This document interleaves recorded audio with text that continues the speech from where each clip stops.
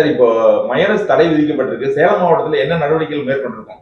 சேலத்தை பொறுத்த வரைக்கும் இந்த மைனஸ் தடை உத்தரவு வந்து ஹோட்டல் அசோசியேஷன், பேக்கரி அசோசியேஷன் இவங்களுக்கெல்லாம் நம்ம கம்யூனிகேட் பண்ணியிருக்கோம்.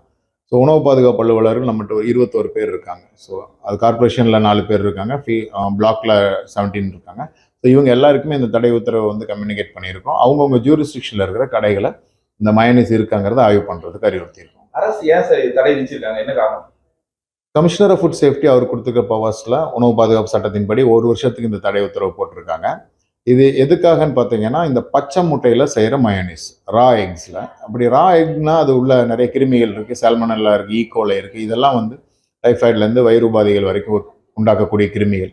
ஸோ இது நாள் போக்கில் இது மக்களுக்கு பாதிப்பை ஏற்படுத்துது. பச்சை முட்டையில் நிறைய பேர் இதை வந்து அன்ஹைஜீனிக்கான முறையில் செய்கிறாங்க. ஸோ இதை கண்ட்ரோல் பண்ண முடியாதனால தான் இந்த பேன் ஆர்டர்ஸ் கொடுத்துருக்காங்க.